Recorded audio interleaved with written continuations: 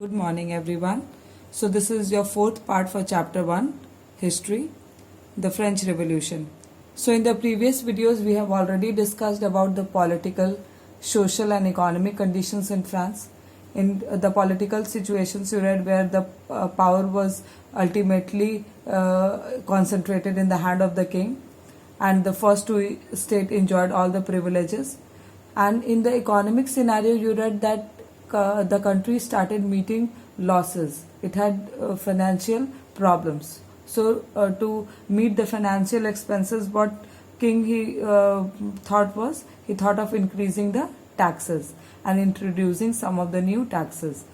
And for that, according to the process in France, king called the meeting of the state generals, in which the states were given the power to vote. And voting was on the process of one state, one vote, which third state revolted and they walked out from the assembly and they formed National Assembly and they started writing the constitution. This was what you have read in your previous videos. So today we'll read France becomes a constitutional monarchy.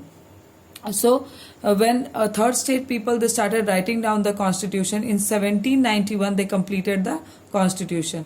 और तब तक king को पता चल चुका था कि third state के जो लोग हैं वो मेजॉरिटी में हैं और बहुत पावरफुल हैं और किंग के पास अब उतनी पावर और उतनी स्ट्रेंथ नहीं बची थी कि वो थर्ड स्टेट के पीपल से लड़ सकते. So what king he did was he accepted the constitution.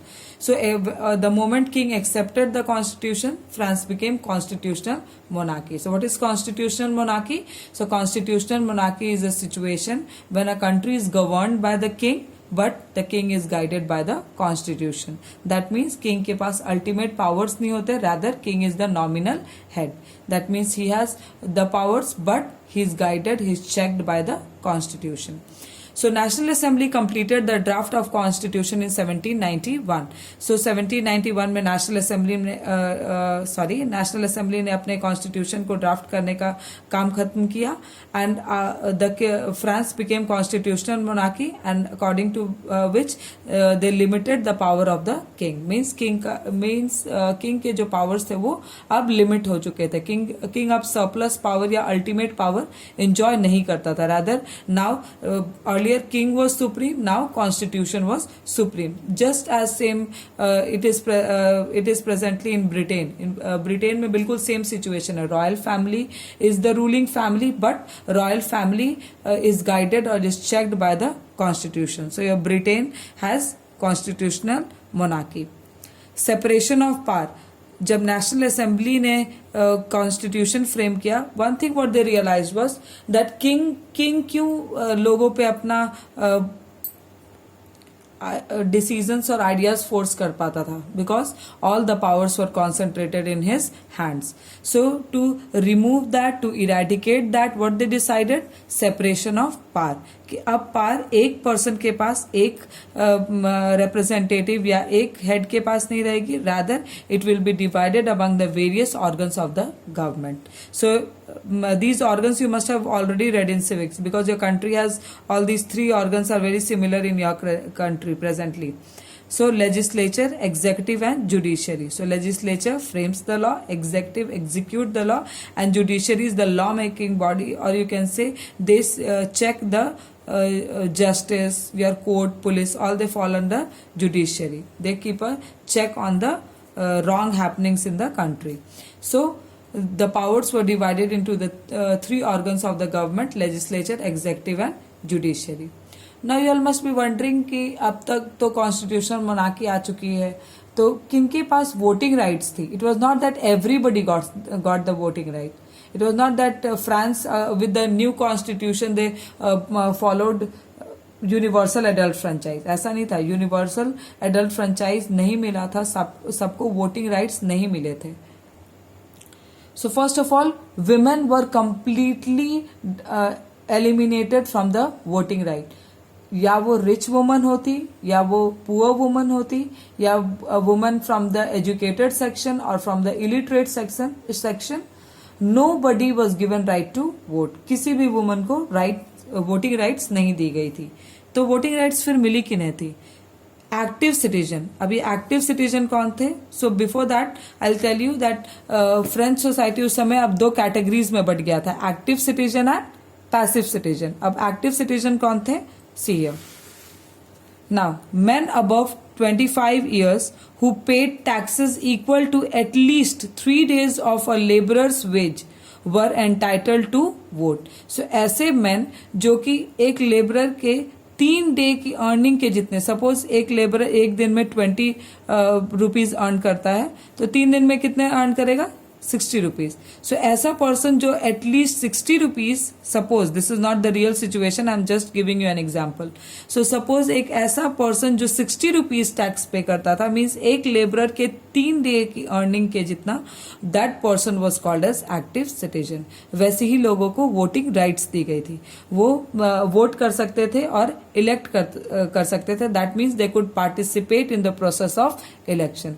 Now who are the passive citizen? Remaining man and woman. So ऐसे पर्सन जो 3 दिन के 3 डेज के जितना वेज नहीं, लेबरर के वेज के जितना टैक्स नहीं पे कर सकते थे, they were passive citizen. And all the women were termed as the passive citizen. So इन लोगों को भी सर्टेन राइट्स दी गई थी। वो क्या था? Declaration of right of man and citizen. So man और सिटीजन को सर्टेन राइट्स दी गई थी और उन राइट्स को क्या कहा गया था? Natural and inalienable rights. ऐसे राइट्स जो कि नेचुरल हैं। अगर एक पर्सन एक कंट्री में एक कंट्री का सिटीजन है तो वो ये सारे राइट्स एंजॉय करेगा despite being a passive citizen और एन एक्टिव सिटीजन। सो और ये rights they are inalienable, that means ये राइट्स इनसे कोई ले नहीं सकता था। Just like in your country you have fundamental rights, so they had rights of man and citizen. So वो क्या राइट्स थे? So first was right to life. पहला राइट क्या था? Right to life. That means if you are born in a country, if you are born in France, you have all right to live. Right of speech, you have freedom of speech. Sorry, not right of speech, it will be freedom of speech. That means you have freedom to speak. You must be very familiar with freedom of speech. Freedom of opinion, that means if you have an opinion, you are all free to display your opinion. Equality before law, that means everybody is equal before law. पहले की तरह नहीं जहाँ first 2 states को सारे privileges थे, rather according to the new constitution of France, equality before law. सारे लोग, जितने भी लोग थे वो सारे equals थे. So by now you have learned one thing very clearly, that in the process of election who participated? The active citizen. अब active citizen कैसे participate करते थे? So active citizens used to vote electors. So अब active citizens जो थे वो बहुत सारे थे. So everybody could not vote. So क्या करते? एक्टिव सिटीजन वोट करके इलेक्टर्स को चूज करते थे. वो इलेक्टर्स जो होते थे वो नेशनल असेंबली को चूज करते थे. नेशनल असेंबली में कितने मेंबर्स थे? 745 मेंबर्स थे. So you all must be knowing that Rajya Sabha, Lok Sabha में बहुत सारे मेंबर्स इलेक्ट होके जाते हैं, बट सबको डिफाइंड पोजीशन या पोस्ट नहीं दी जाती. उसके लिए क्या किया जाता है? कैबिनेट मिनिस्टर्स को इलेक्ट किया जाता है. So at that time also ministers were elected and they were assigned certain duties.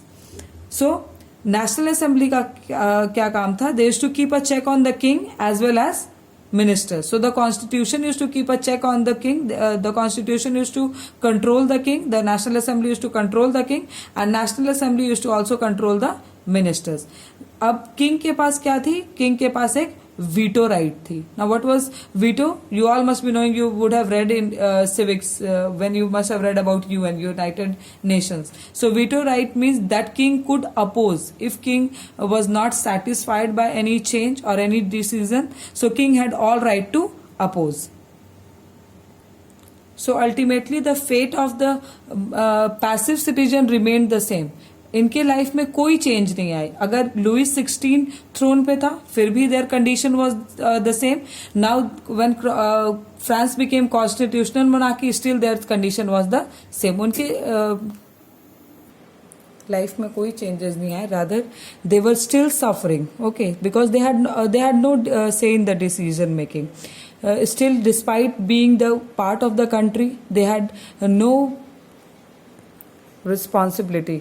and the condition of women was worst. Why? Because they were not even considered, despite they were very actively participating, or they had already participated in the revolution, in the French Revolution, but still no consideration was done and no rights were given to them. Rather, they were simply reduced to the status of being the passive citizen. So further we'll be discussing your next topics in your next videos. Thank you.